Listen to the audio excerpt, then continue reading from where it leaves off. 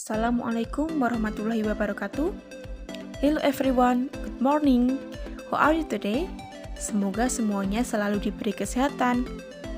Okay, we are from group 6, want to explain material about analysis data. Our group member are Riesta Aprilia Wulansari, Riza Fadilah Ratnadila, Salmadiah Nirmala, Taufik Riono, and the last Ulin Mu'alamatus Solihah. Langsung saja, definition of data analysis in qualitative research. Qualitative data analysis is the process and procedure whereby researchers systematically share and arrange their data in order to increase their understanding of the data and to enable them to present what they learned to others.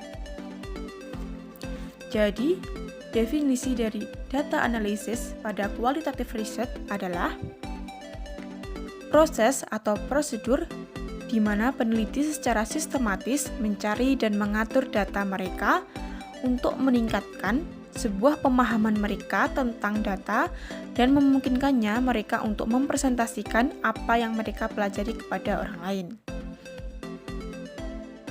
And then the purpose of data analysis in qualitative research.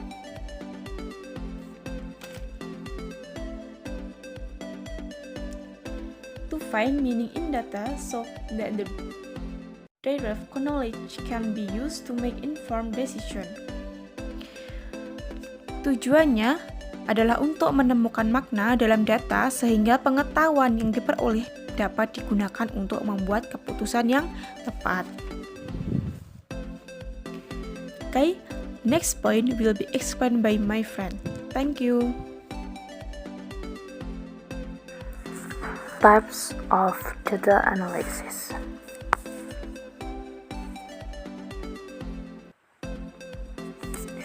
The types are content analysis.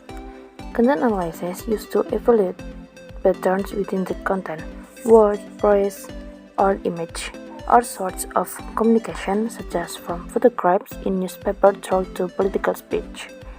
Content analysis is dynamic and widely useful, but it's not without its drawback.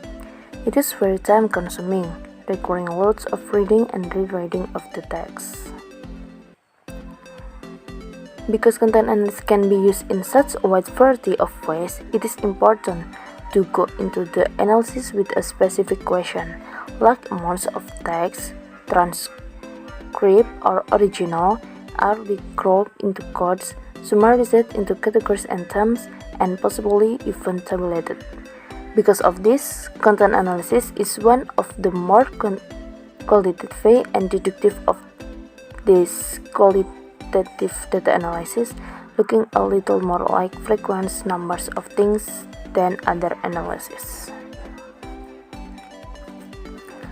Okay, narrative analysis. Narrative analysis is all about listening to people telling stories and digging into what that means. The assumption here is that stories form a functional purpose. They fundamentally help us make sense of the world. You can use narrative analysis to explore whether how something is being said is important. For instance, it may reveal something about the storyteller. For example, a prisoner trying to justify their crime, or if is influential in their success. Example, through the ways entrepreneurs talk about the struggle in their career or ability to cope with a situation. Example, cancer patient telling stories of hope.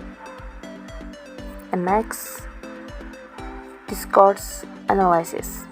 Discourse means written or spoken language or debate, so discourse analysis is about analyzing language in its social context. In other words, analyzing language, for example, a conversation, speech, within the culture and society it takes place. For instance, you could evaluate how a janitor might speak to Theo or how politicians speak about terrorism.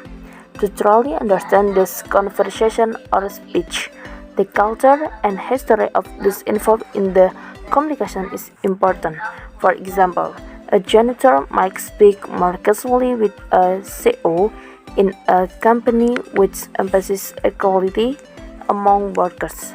Similarly, a politician might speak more about terrorism if there is a recent terrorist incident in the country.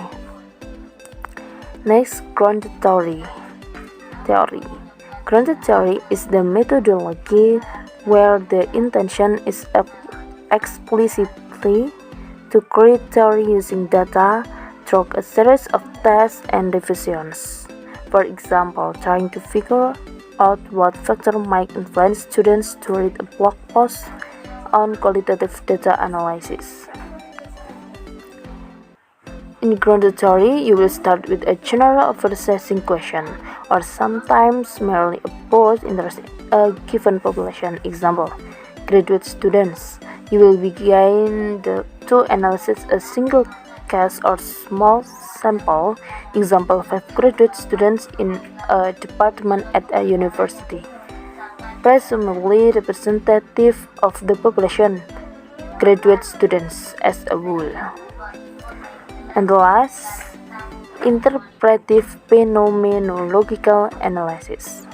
Interpretive phenomenological analysis is designed to understand the experience of a subject, for example, a person, in relation to a major life event, experience, or situation. These phenomena may range from those that are common, such as motherhood, or the result of a car crash, to those which are rare, for instance, a subject experienced in a refugee camp.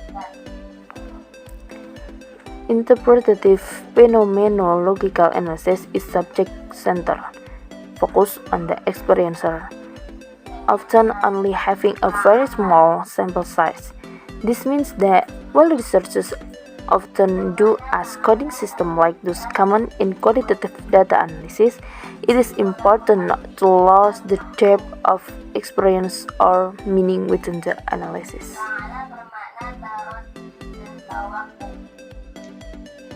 Steps in qualitative data analysis. Qualitative data analysis can be conducted through the following 3 steps. Step 1. Developing and applying codes. Coding can be explained as categorization of data. A code can be a word or a short space that represent a theme or an idea. All codes need to be assigned meaningful titles. A wide range of non-quantifiable elements such as events, behaviors, activities, meaning, etc. can be coded. There are 3 types of coding. First, open coding. Open coding, the initial organization of raw data to try to make sense of it. Second, axial coding. Axial coding interconnecting and linking the categories of codes. And the last, selective coding. Selective coding, formulating to the story to connecting the categories. Step 2. Identifying themes, patterns, and relationships. In qualitative data analysis, there are no universally applicable techniques that can be applied to generate findings. Analytical and critical thinking skills or researcher play significant role in data analysis in qualitative studies. Therefore, No qualitative study can be repeated to generate the same result. The most popular and effective methods are word and phrase repetition. This scanning primary data for word and phrase most commonly used by respondents, as well as word and phrase used with unusual emotion. Next, primary and secondary data comparison.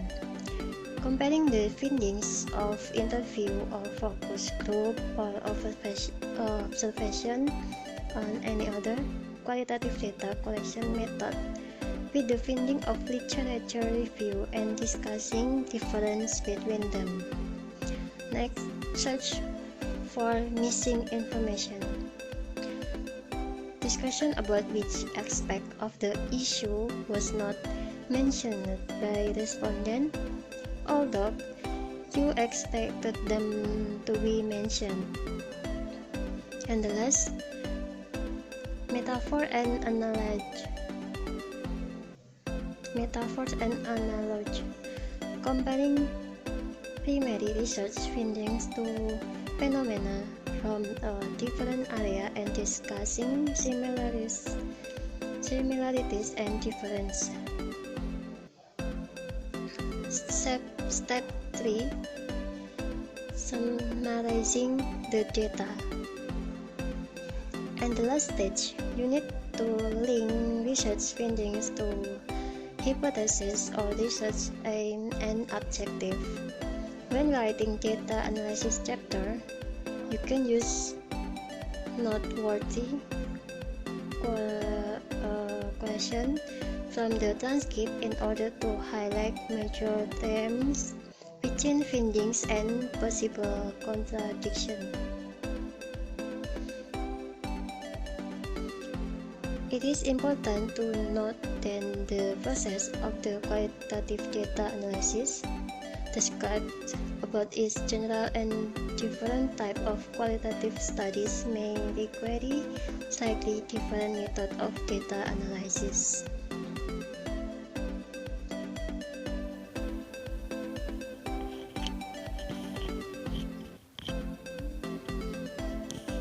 Then the last, we will discuss a little bit about the constant comparative method.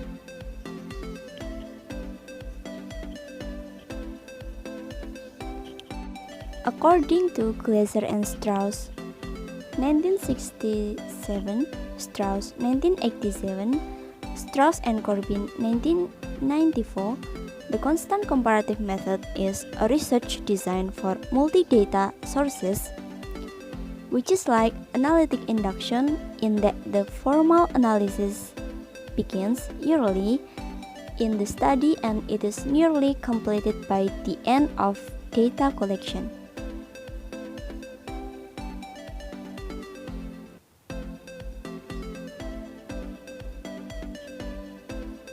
And the constant comparative method is divided into 6 steps.